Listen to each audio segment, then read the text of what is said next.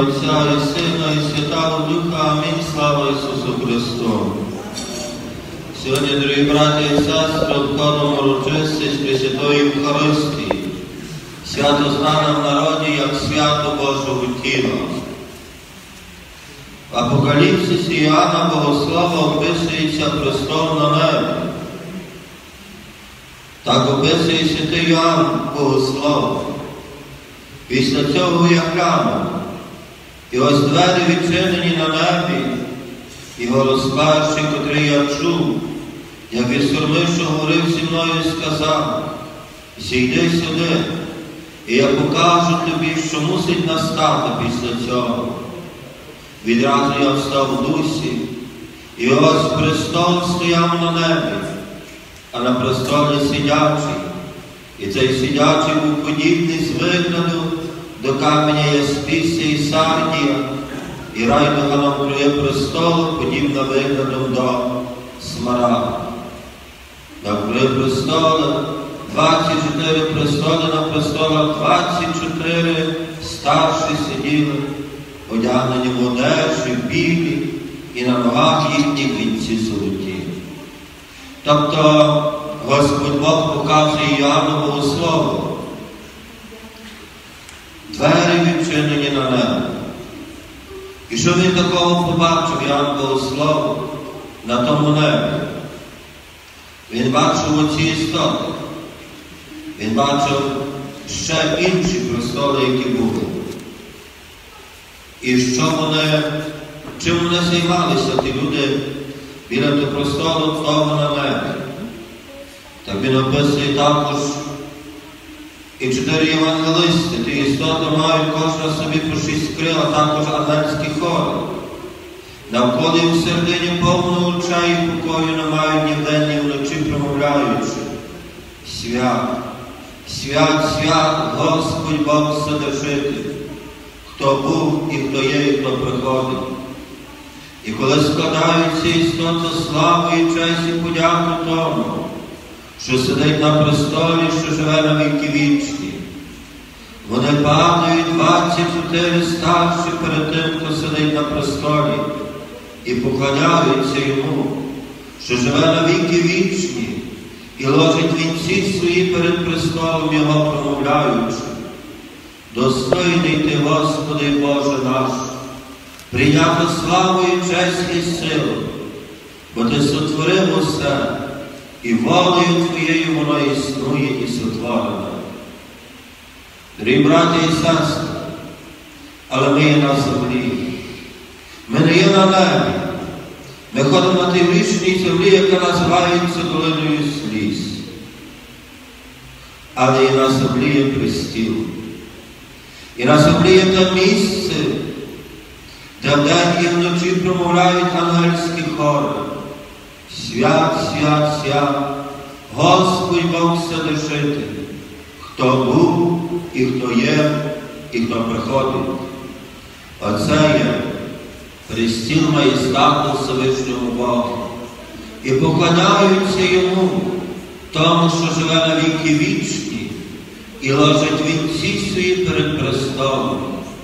Достойний ти, Господи, Боже наш, прийняти славу, честь і силу. Дорогі мої брати і сестри, як ми відносимося до того престолу? Як ми відносимося до Пресвятої Євхаристії? Яке наше відчуття і пошана, і слава тому, який перебуває день і вночі в тій тайній любові? В нашому народі, на превеликий жаль, немає того достойного розуміння престолу Божого. Ми закохані в храмах, ми закохані часто в мистецтво, ми закохані в церковну музику, ми закохані в золоті куполи, скульптури. Але ми так мало закохані в те, що є найважливіше, а саме престіл, а саме кивот, де перебуває в'язень любові, де вдень і в ніч проходить та адорація ангельських хорів. Він вибрав престіл для себе. Я не залишу вас, я буду з вами по всі дні, аж до закінчення віку. Звичайно, то дається виховання духовне, виховання від малої дитини, виховання дітей, підготовки, які йдуть до першого святого причастя, виховання молоді і розуміння, що є таке Євхаристія, що є така служба Божа, що є таке жертва, що є таке святе причастя. Без того духовного виховання, не маючи того духовного виховання, людина вірить в обрядовість, але не вірить в те розуміння правдивого живого Бога, який тут є при святій тайні Євхаристії. І то ми будемо бачити навіть в тому часі пандемії, ми будемо бачити ту трагедію, що найважливіше для людей було Пасха – посвятити кошик. І то, знаєте, те говорення було без кінця 2 тижні. А де будуть святи, та чи будуть посвячувати, та чи ні. Розумієте? Ніхто не говорив, що люди не сповідані, як дати можливість людям. Ні, ну правда, сказав Блаженніший, сказав, і папа свого часу, що після того, як буде вихід з карантину, Великодня сповідь переноситься на місяць часу, тобто коли вийде з карантину, а до того часу, то жаль за гріхи дуже пізніше. Але в загальному народу, свідомість народу. Для нас то важливо було, так як ви знаєте, Ісусові Христові залежало, що я буду їсти на Великдень. Ну то є традиція, то є звичай. Ісусові Христові залежить, чи ти будеш їсти ковбасу, шинку, чи ти будеш їсти курку, чи ти будеш їсти інше м'ясо. Люди, ми маємо щось в головах чи ні? В чому полягає наша свята віра? Полягає у звичайність традицій, навіть якщо вони мають якесь там глибоке коріння в народі. Чи духовне життя? І тому кажу, оце важливий є момент, що ми є, розумієте, що ми є зачаровані. Зачаровані мистецтвом, не кажу, що це не є важливо. Зачаровані з культурою, розписом церкви, фанами, філонами. Оце чарує нас, а не Євхаристія, а не Ісус, а не престіл Божий, де є Його правдиве помешкання. І тому немає того розуміння адорації. А тут є сказано в Апокаліпсисі Івана Богослова, що вони не мають покою ні вдень, ні вночі. Вони адоруючи, промовляючи свят, Господь Бог Вседержитель, хто був і хто є, і хто приходить. І там неустанно іде адорація в небі того маєстату Всевишнього Бога. І вони складають і істоти, честь і подяку тому, хто сидить на престолі, що живе на віки вічні. Падають 24 старші перед тим, хто сидить на престолі, і поклоняються йому, що живе на віки вічні. І ложать вінці свої перед престолом, промовляючи: достойний ти, Господи Боже наш, прийняти славу, честь і силу, бо ти сотворив усе, і волею Твоєю воно існує сотворене. Богові єдиному належить слава, честь і поклоніння. І тому Господь Бог в Декалозі, коли дає ізраїльському народові, перша заповідь говорить, що немає інших богів, крім мене. Не взивай надаремно ім'я Господа Бога. Я є твій Бог. І тому, дорогі браті і сестри, Свята Католицька Церква, щоб підкреслити, щоб відірвати людей від того такого зовнішнього поклоніння, Ми нині беремо монстранції, беремо Євхаристію, беремо святі тайни, щоб показати людям, хто є той достойний Ти, Господи, тому, якому належить слава, честь і поклоніння, бо Ти сотворив усе. Ти є Паном, Ти є Богом, і ми адоруємо Тебе, ми благословляємо Тебе, ми прославляємо Тебе, а все інше – це є тільки додаток. А все інше – це є тільки додаток. Ти є важливий на престолі, ківот Твій, тут є Твій маєстат, звідси Ти зсилаєш всі свої ласки і щедроти, звідси Ти благословляєш свій люд, звідти спливає все джерело Твоєї опіки і Твоєї щедрості і Твого благословення. І доки в нас немає того правдивого, розумієте, в нашому серці, в нашій душі, того правдивого акту адорації Бога, прослави Бога. Бо приходимо до церкви, будемо цілувати ікони, будемо молитися до всіх святих, але віддамо першу славу і честь поклін Ісусові у таємному Пресвятій Тайні Євхаристії. Тому пам'ятаємо, що на землі є той престіл, є те місце, де переживає, де знаходиться живий, правдивий Бог. Якщо Ісус скритий в Євхаристії, якщо Ісус мешкає в ківоті, то що? Святий Хосе Марія пише такі слова роздумування. Якщо б для того, щоб звільнити тебе, ув'язнила твого найкращого друга, хіба б ти не намагався відвідувати його, розмовляти, носити подарунки, даючи тепло дружби, утішення?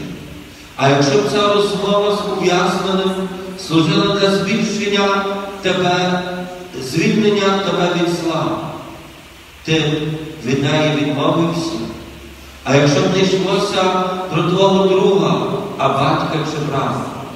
Отже, Ісус залишився під видом Святої Євхаристії, щоб перебувати близько до нас, щоб підтримувати, вести нас.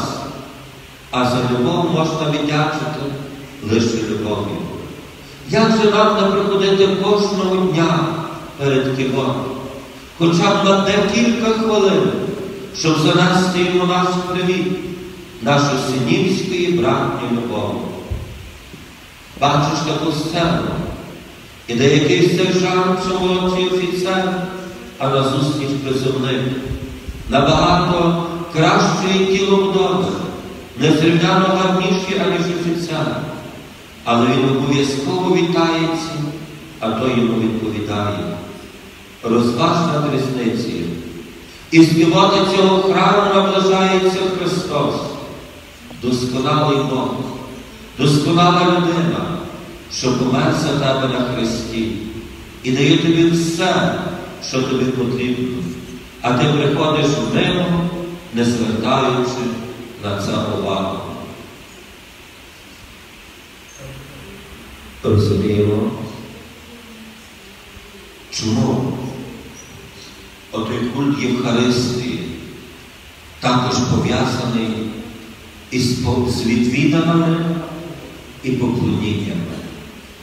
Ото, що вже 3 місяці неостанно на кожній службі Божій, то яка йде через трансляцію, ми говоримо духовне святе причастя, відвідання Євхаристії. Тобто, Ісус став в'язнем ківота. Є такий вислів, в'язень ківота. Ісус став розпорядником в руках священника. В наших руках, наші серця кажуть. Він тут себе настільки принизив, що він став ясним. Ми закриваємо його ключем, ніби в темниці духовній. Так? Але той в'язень став, чому він став ясним? Тому що полюбив нас. Тому що благословляє нас. Тому що в любій хвилі він готовий прийти до нас. Уявімо собі, людина вмирає. Так? Перша година ночі. І тут дзвонять до священника, прошу, отця вмирає чоловік, мама, то там все. Священник бере ключі від церкви, іде до кивоту, іде до того в'язня любові, бере святі тайни, іде до хворого, щоб висповідати і дати йому Євхаристію, щоб поєднати душу вмираючому з Христом Євхаристійним, щоб в тій такій важливому такому моменті, конаючому, коли душа в сум'яті, може в тривозі, в неспокої, щоб Євхаристійний Ісус потішив, приніс ласку, приніс мир, приніс своє щедре Боже благословення. Він є в'язнем любові. Він є в'язнем в кивоті. Ми ним розпоряджаємося, наскільки Бог понижив себе. І тут святий Хоза Марія каже, якщо б він звільнив нас з неволі гріха, але сам став в'язнем, і ми маємо його відвідувати. А що то означає відвідувати Євхаристійного Ісуса? Ми можемо в духу, та як святе причастя приймаємо, духовне святе причастя, а духовне святе причастя можемо приймати впродовж усього дня і то багато разів. Тобто Євхаристійний Ісус бажає злучитися з тобою. Я вірю в Твоє благословення. Поблагослови мене. Ти знаєш, як мені зараз в тій хвилі тяжко. Ти знаєш, як потребую Твоєї підтримки. Я знаю, що Ти є мій лікар. Ти є мій добродій. Ти є найкращий мій приятель. Підкажи мені, підтримай мене, додай мені сили. Це єднання нашої душі з Євхаристійним Ісусом. Оцей момент є великий. І перше, як я приходжу до церкви, поцілувавши на траподі, я стою на своє місце і вітаю Ісуса Христа, будь благословенним при святій тайні Євхаристії таємній. Або своїми словами, Ісусе Євхаристії, я люблю Тебе. Євхаристійний Ісусе, благослови мене. Євхаристійний Ісусе, прийде від мене подяку, честь і Богу. Це є перше, що має починатися наша молитва в церкві. Христе Боже в Євхаристії, будь благословений. Я падаю перед Твоїм престолом. Я подібно, як ті 24 степці в небі адорую Твій престіл і кажу, достойний Ти, Господи Боже наш, прийняти славу, честь і поклоніння. І тут ми на землі адоруємо того Ісуса на тому Божому престолі, бо то на землі є Божий престіл. Ісусе, Ти є достойний. Я дякую Тобі сьогодні, що я прийшов до Тебе. Я дякую, що я сьогодні можу подякувати Тобі. І що я можу бачити, прийти до Твоєї святині.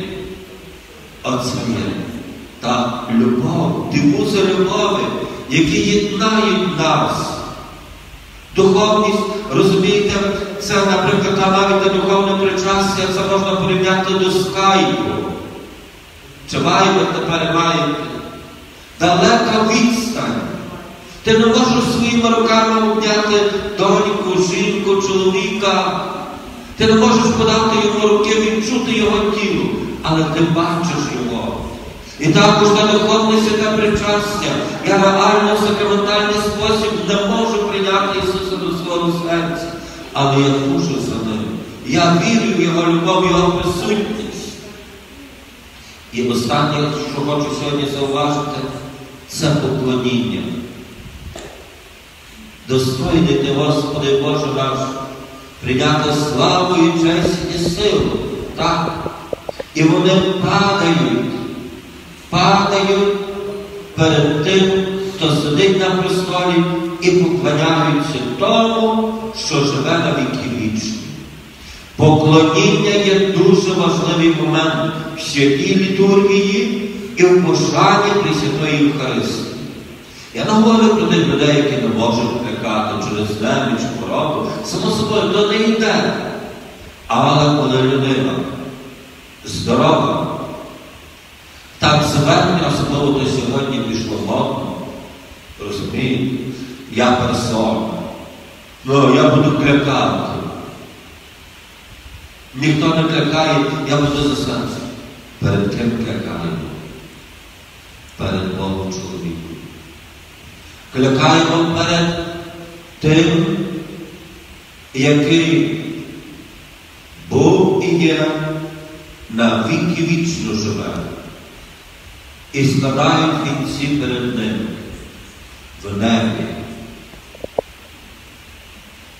А ми на землі. В небі ангела адорують. Святі мученики і сповідники, апостоли падають перед маєстатом Всевишнього Бога, як описує откровення Іоанна Богослова. А ми на землі такі достойні персони. Так хлебі нас святістю, побожністю. Як то ми будемо клякати? Оце є трагедія. Бо новочасна людина, вона буде клякати перед своїми кумирами, побудувавши собі різні ідоли. Вона буде на дискотеці день і ніч.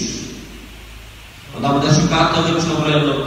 Вона буде шукати все для того, всяким комп'ютером вона буде сидіти, може вдома і декілька днів, якщо мама рано не відділює. І їсти не захоче. Але ось віддати честь Богу. Притерпнути тоді, коли священик іде на хворобу зі святими тайнами, коли причащає, перед ким я клячу, для чого це вчиню. Ми втратили відчуття побожності. Ми втратили відчуття присутності живого Бога тут на землі між нами.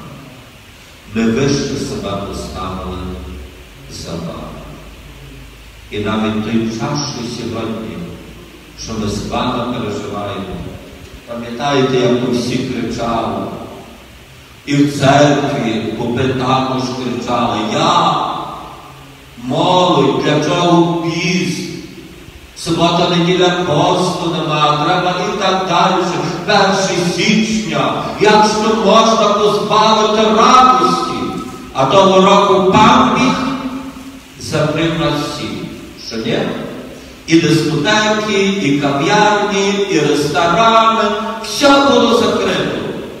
І всі сиділи і постили. Так? Можна. Але то робиться з такого, можна сказати, не з насилля, але з обов'язку. Так? Але більше є тобі, якщо твої діти не роблять з примусу, а ти їх караєш і кажеш: якщо ти того не зробиш, хату тобі не перепишу. То є таке з примусу. Тобі приємніше, коли тебе діти твої слухають як? З любов'ю. Шанують тебе, тому що ти є тато і мама. І тобі то є приємніше.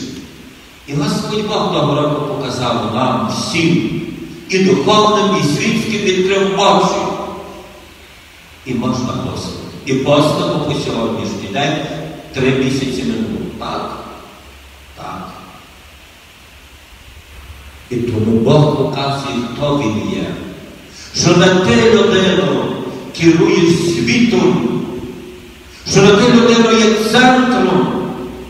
Але коли ти перейшла вже всі границі дозволеного, коли ти порушила мій закон, я покажу, хто є центром того світу. Не ти, людина, з твоїми правами, а я всемогутній і вічний Бог. Я всемогутній і вічний Бог, якому належить честь, слава і поклоніння. І тому, дорогі браті і сестри, то треба взяти під увагу наше відношення до того престолу святого. Ким є Євхаристія, ким є служба Божа, ким є святе причастя, як я маю себе поводити, що є найважливіше, що є найважливіше в моїй релігії, в моїй святій вірі, яка то має бути постава і відношення моїй сім'ї, моєї родини, моїх дітей, до Бога, до церкви, до молитви, до посту, до дотримання заповідей Божих. Оце є важливий момент. І цей час, який ми з вами переживаємо, Бог хоче показати світові, ким Він є. І Бог може навіть послугуватися руками безбожників, бо кожен боїться за життя. Так? Кожен. І бідний, і багатий. І той, який нічого не має, і той, який мільйона має, він боїться тим паче, щоб їх не втратити. Бо життя то є дар Божий. Тому стараємося направду поглиблювати свою віру, навернутися до Бога, прихилити серце своїх дітей і внуків до Бога, до молитви, бо це є дуже і дуже важливо.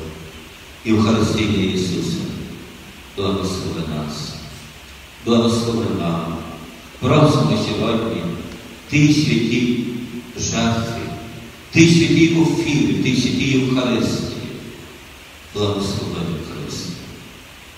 Благослови також отцю Володимиру, який ретельно, принаймні, дотримується карантину, старається так. Благослови його. Не хочемо брати, тому що і людина старша і немічна, не себе розуміють, але молимося за нього, так, і відправляю в хаті службу Божу. Це тому молимося за всіх також, і священників, і сестер монахів. Молимося за свої родини. Молимося за лікарів. Молимося за людей відповідальних. Відповідальність – це і дуже велика справа. Якщо людина не відчуває обов'язку відповідальності за себе, за своїх батьків, за свою сім'ю насамперед, якщо ти не є відповідальний за свою родину, за свою сім'ю, ти ніколи не будеш відповідальний за робоче місце, за народ, за державу, за парафію, за церкву. Ота відповідальність, оце є дуже важливе розуміння. Сказано, зроблено. Так, без дискусії. Що я чую, що маю і далі. Сказано так, я маю робити так. Оце є дуже і дуже важливо. Тому Євхаристійне Ісусу благослови. Бачимо, посуха і на сході України. Не знаємо, що буде. Тобто нічого сьогодні не. Життя поламане, знаєте. Бог поламав не Бог, а вірус поламав всі мрії, всі плани. І перше святе причастя, як було кожного року. І записано, в мене є весілля на травні, на червні було, і все поламане. Все. І де людину твої мрії, де людину твої плани, де є твоє бажання. Все. Бог хоче ще раз, закінчую, не буду довго вас тримати, але Бог хоче показати, хто Господар у вселенні. Хто Господар на всьому світі? Він. Так. І то, певно, ще раз кажу, що та зневага Бога, вона вже чаша Божого гніву переповнена. І тому Бог хоче в такий спосіб промовити до людства, щоб людей навернути до покаяння, до навернення, і щоб ми це навернення прийняли. Амінь. Ім'я Отця і Сина і Святого Духа. Амінь. Слава Ісусу!